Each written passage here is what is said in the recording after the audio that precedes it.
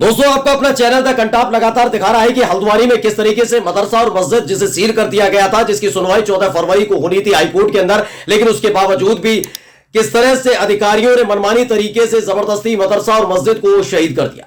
ये जानते हुए भी कि मामला संवेदनशील है, इंटेलिजेंस की रिपोर्ट आई हुई थी और ये सब तमाम चीजें की गई। उसके बाद जब बवाल हुआ तो सारी की सारी जिम्मेदारी मुसलमानों पर डाल दी गई है। एक एक तस्वीर, एक एक खबर सबसे पहले आप तक हल्द्वानी हिंसा से जुड़ी हुई आपका अपना चैनल तक कंटाप पहुंचा रहा है। लेकिन आज जो मैं खबर आप तक पहुंचाने जा रहा हूं, उसे देखने के बाद आप समझ जाएंगे कि किस तरीके से, किसके आदेश पर मुसलमानों के साथ यह बर्ताव किया जा रहा है। आपको क्या लगता है?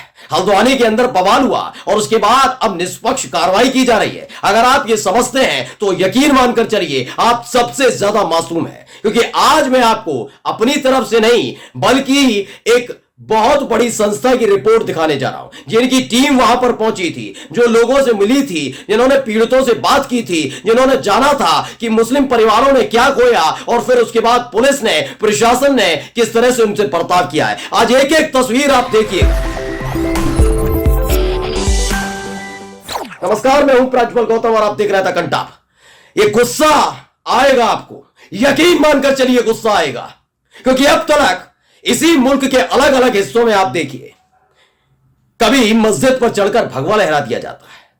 कर्नाटक के अंदर बीजेपी की सरकार होती है तो हिजाब वाली मासूम बच्चियों से बदसलूकी की जाती है, छेड़खानी की जाती है और बताया जाता है कि स्कूल में हिजाब पहनना मना है, तो ये गुंडे, दिहाड़ी मजदूर कैसे लड़कियों को छेड़ सकते हैं, बदतमीजी कर सकते हैं। इसका जवाब नहीं था।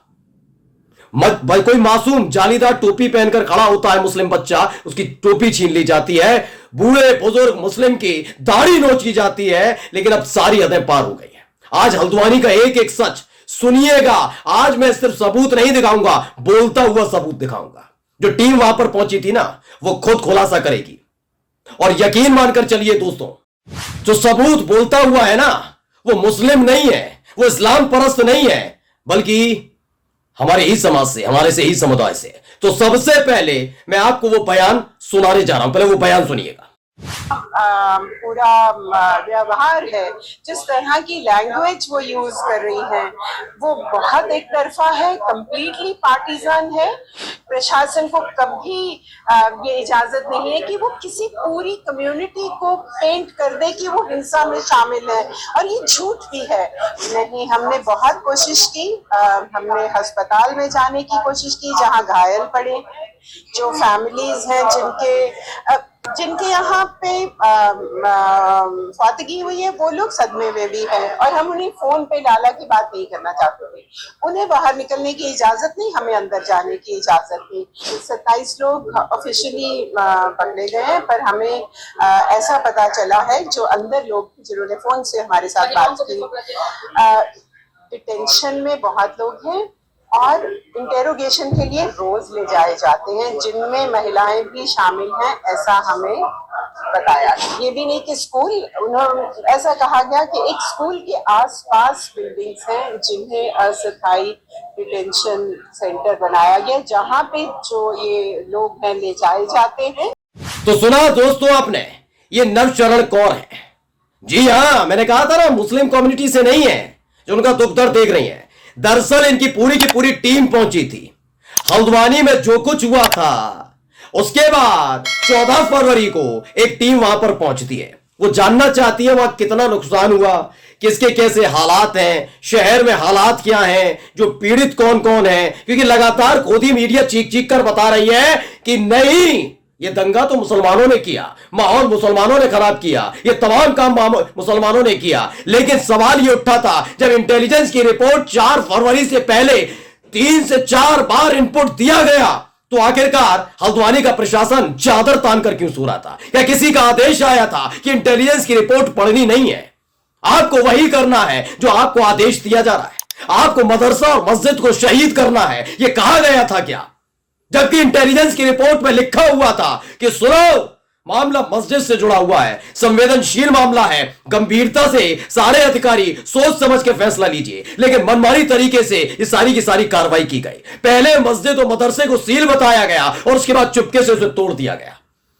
और अब ये टीम पहुंची है, क्या लिखा है पढ़ लीजिए। अंसार ईमान एसार है, पहले इनकी खबर पढ़ दूं, फिर आपको तथ्यात्मक खबर भी दिखा दूंगा। आप कहेंगे तो ट्वीट हो सकता है, आपने सुन तो लिया क्या कहा नवशरण कौर ने क्या लिखा है? हल्द्वानी में हुई हिंसा के बाद हिंसाग्रस्त इलाकों में दौरा करने गई फैक्ट फाइंडिंग टीम ने एक बड़ा खुलासा करते हुए बताया कि वहां का स्थानीय प्रशासन द्वारा जांच के नाम पर लोगों को प्रताड़ित किया जा रहा है। जहां डिटेंशन सेंटर बनाए हैं ना, वहां लड़के नहीं है सिर्फ मुस्लिम, महिलाएं भी बुलाई जाती हैं पूछताछ के लिए। इनका दावा है, जो टीम की सदस्य हैं, इनका कहना है कि उनको प्रताड़ित किया जा रहा है। जी, मुस्लिम महिलाओं और युवाओं को कार्रवाई के नाम पर वहां अस्थायी डिटेंशन कैंप में प्रताड़ित किया जा रहा है। गिरफ्तारी तो केवल 27 लोगों की दिखाई गई है। पढ़ लीजिए एक एक डिटेल। मगर 5000 अज्ञात के नाम एफआईआर की बुनियाद पर किसी भी व्यक्ति को उठाकर पूछताछ के नाम पर प्रताड़ित किया जा रहा है। हल्द्वानी की डीएम वंदना सिंह का रोल सबसे संदेह से भरपूर है। यह मैं नहीं कह रहा हूं, मेरी टीम नहीं कह रही है, यह कह रही है खुद नवशरण कौर, जो फैक्ट फाइंडिंग टीम की सदस्य हैं। उन्होंने क्या किया? अगर ठीक से जांच की जाए तो सबसे पहले डीएम महोदय पर ही कार्रवाई होगी। आप बताइए, कोई जवाब देगा? हर लूज पोल देखिएगा, जहां 4 तारीख से लेकर अब तक का लूज पोल अगर आप देखेंगे, मैं तो 4 क्यों कहूंगा, मैं तो 31 जनवरी से कहूंगा। 31 जनवरी से अब तक देख लीजिए एक एक लूज पोल। हाँ, 2 मदरसा वाले से कहो ना कि 2 करोड़ 40 लाख रुपए तुम दो, वो 2 करोड़ 40 लाख दे। मैं कहता हूं हल्द्वानी के ऐसे प्रशासनिक अधिकारियों से वसूले जाए 50,000 करोड़ रुपया, और जेल में ठूसो इन लोगों को।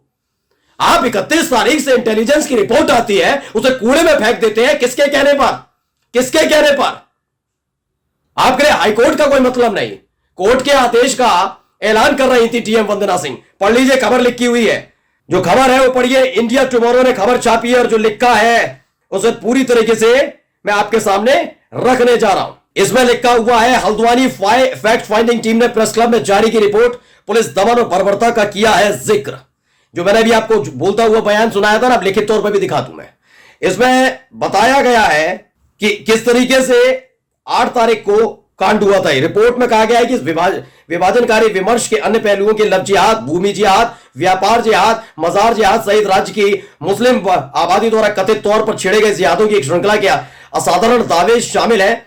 इस विमर्श का परिणाम मुसलमानों के आर्थिक और सामाजिक बहिष्कार का आह्वान है। घरों और दुकानों से मुसलमानों को बेदखल करना और उनसे राज्य छोड़ने की मांग और धमकियां दी जा रही हैं। ये अलग अलग हिस्सों में आप पिछले 1 साल से देख रहे होंगे।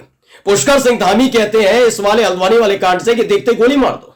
तब आप क्यों सो गए थे जब लव जिहाद का एक मामला उठाया गया था हिंदुवादी संगठन की तरफ से? एक लड़की एक मुस्लिम लड़के के साथ चली गई थी, लेकिन उस मुस्लिम लड़के के साथ एक हिंदू लड़का भी था, लेकिन उस हिंदू लड़के के नाम पर किसी ने आपत्ति नहीं जताई। जैसे ही मुस्लिम लड़के का नाम आया, इलाके के तमाम मुस्लिम लोगों के खिलाफ आह्वान किया गया था। तब आप सो रहे थे। अब जवाब देना होगा इस पर। इंटेलिजेंस ब्यूरो की जो आईबी की रिपोर्ट आई थी उसको कैसे आपने दरकिनार किया। दूसरा यह कि जब मदरसा मस्जिद सील किए गए थे तो क्यों उनको तोड़ा गया? जब 14 फरवरी की हाईकोर्ट में तारीख तय थी, सुनवाई थी इस नोटिस के खिलाफ, तो क्यों तोड़ा गया? चौथा ये कि आप अब ये कार्रवाई कैसे कर रहे हैं? आप सो रहे थे, आप अपने ऊपर कार्रवाई कब करेंगे? वंदना सिंह जैसी अधिकारी पर कार्रवाई कब होगी? नमस्कार।